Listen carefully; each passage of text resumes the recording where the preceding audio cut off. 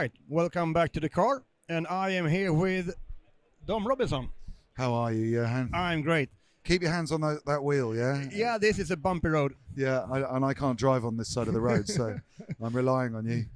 Yeah. So you are heading up the Greening and Streaming initiative. For my sins, I am, yeah. After many years in the CDN and streaming space particularly, in the last 2-3 years, we kicked off an association called the Greening and Streaming. It's totally taken over my life, I think it's fair to say. It's right topic at the right time. And Since we are linked on LinkedIn, yes, I kind of see that. Just because insane. there seems to be a lot of things happening. I think if you type green and sustainable into your LinkedIn profile at the moment, I think the algorithm really likes you. So yeah, it's helping me out anyway. So tell me a little bit about what Greening and Streaming are trying to do, and what's the challenges we as an industry have. So when we started the conversation in 2018, 2019.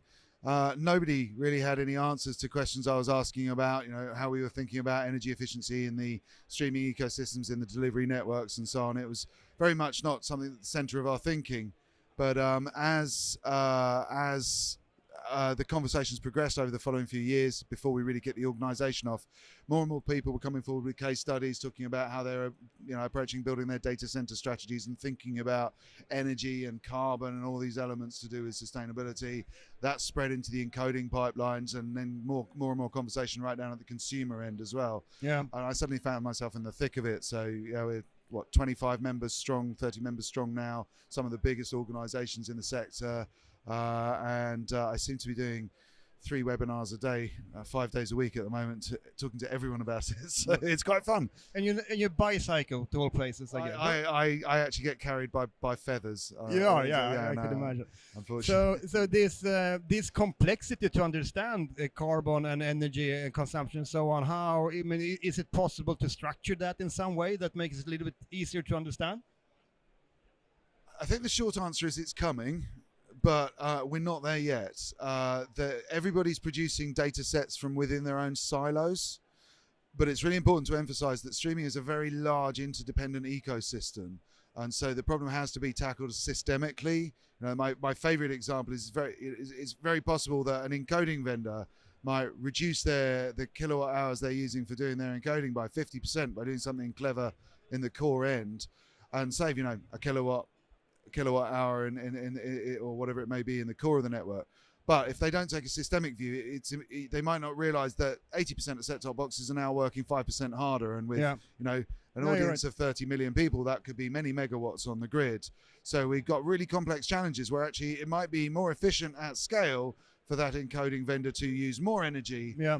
If it means that the offload at the client is a different device. So there's lots of challenges like that. It's one of the easiest ones to get your head around. Yeah. And it's also because Watch out, there's a bump. There we go. And it's also because we are trying to contribute Hands on the wheel. of course, to this and doing what we can to limit the carbon footprint and the environmental footprint in general from this industry. But it's kind of difficult because you realize when you try to do this that a lot of the different data and so on are based on models. That's right. And assumptions. That's right. And you kind of have many of these assumptions are by, if you will, reversed engineers. Yeah. So you end up in a circle situation 100%. That you and so on, and that is kind of dangerous, right? Because it's the biggest problem we face. Actually, in the industry, it's a bigger problem than the sustainability problem itself. Yeah. Because we've already got these siloed models emerging as ideas around best practice, but they don't hold water when you put them into engineering practice. Yeah. And so a couple of really fundamental things with greening and streaming. One, we don't talk about carbon, which is a bit surprising for most people, but we talk about kilowatt hours. Because I can't find any engineers in the streaming space who know what carbon is. And when you try to abstract everything into something you don't know what it is, it becomes very hard to use that as a feedback system into engineering systems. So we're focused on operational energy and kilowatt hours. Our members, though, do make the physical fabric, the telcos, the switch gear, the silicon that's in the services. And they come to our working groups and they contribute thinking about those supply chains all the time. But it's not our primary capability. As streaming engineers, we tend to be really focused on the encoding parameters and the downstream delivery of that. So we are focused on what a software engineer can affect. And talking about, you said that you focus on energy and so on. Is there a risk with doing that? Because it's one thing if you given how the energy mix looks right now, it's a pretty good proxy for sustainability. But over time and as this evolves, will energy be enough? Or So I quite often get asked, well, surely we're heading towards 100% renewable inputs on the energy mix. So does it matter? Well, absolutely it matters for several reasons. One, it's never going to be free. Even for 100% renewable will need a distribution network, and some company will put that in and expect a fee for accessing it. So electricity will never be free. So it's good for business to reduce your energy costs. Yep. But even if you don't care about these sort of broader challenges, if we are good energy citizens as an industry, you are, every time you make something more efficient, you're freeing up energy for other industries which can't become so efficient so quickly. So you've got to remember, if we use 100% of the renewable power to power 100% of the streaming industry and there's nothing left for anyone else, then you will be putting the hospitals and the schools and other industries and other operations, you'll be putting them back onto all the non-renewables and so on. Yeah. So we have to be good energy citizens, even if we think our industry is just going to go green by offsetting and doing clever accounting. It's better. We've got to do better than that. We're engineers. We like to solve problems. Yeah. So let's focus on how we can reduce that energy. It's good for business and it's good for the environment. Another question. I think that in a very powerful force in this sustainability transition is if you can get the consumers or the users, if you will, on your side, right? So is that something?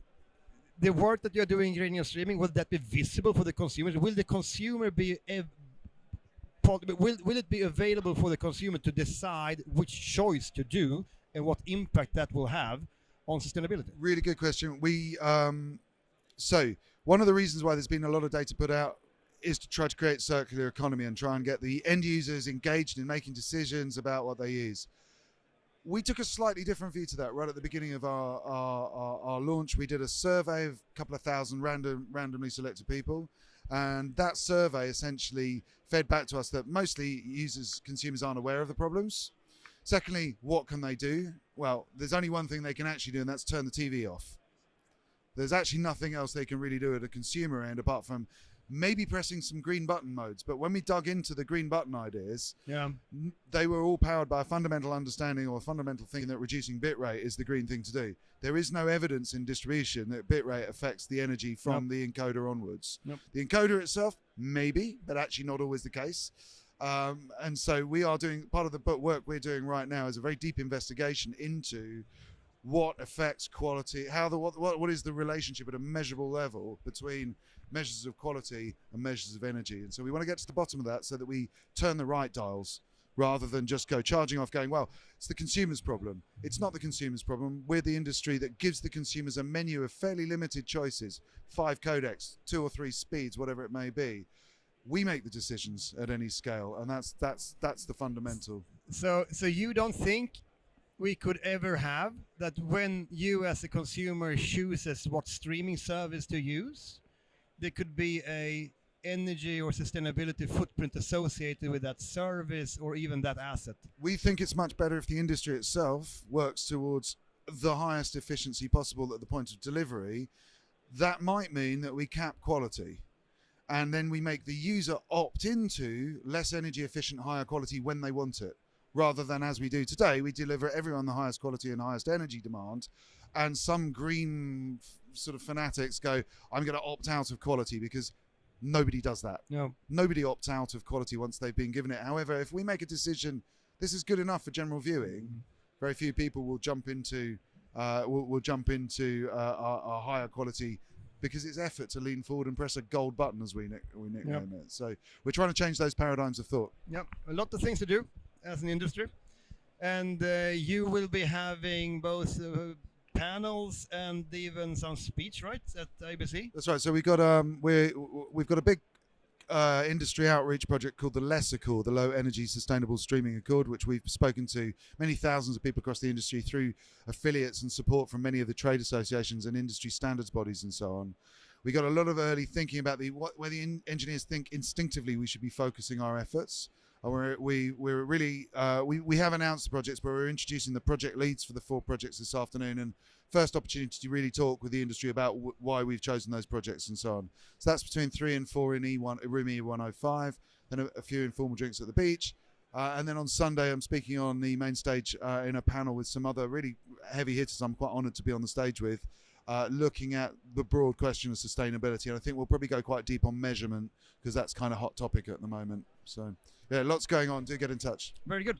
Thank you Thank you very for much. And I'm joining. loving the work you guys are doing as well. It's really, every time I see people putting sustainability at the center of their strategy, it's a good thing. Yeah. Even though we've all got differences about how it's panning and just out. as you said, it's not that you need to compromise sustainability nowadays, because sustainability typically also is perfectly aligned with financial interests, and increasingly also with actually functions and so on, because you're doing things smart is good for many reasons. And you've got to remember, there's a generation coming into our industry who will cancel your business if they think you've been putting out greenwashing. Yep. And so sustainability is intrinsically tied to trust. Yep. So be honest about it. You can say, I don't know, if that's the honest answer. Yep. Don't make stuff up, because that's going to lead us all into the wrong type we're of gonna clouds. lose the confidence from the.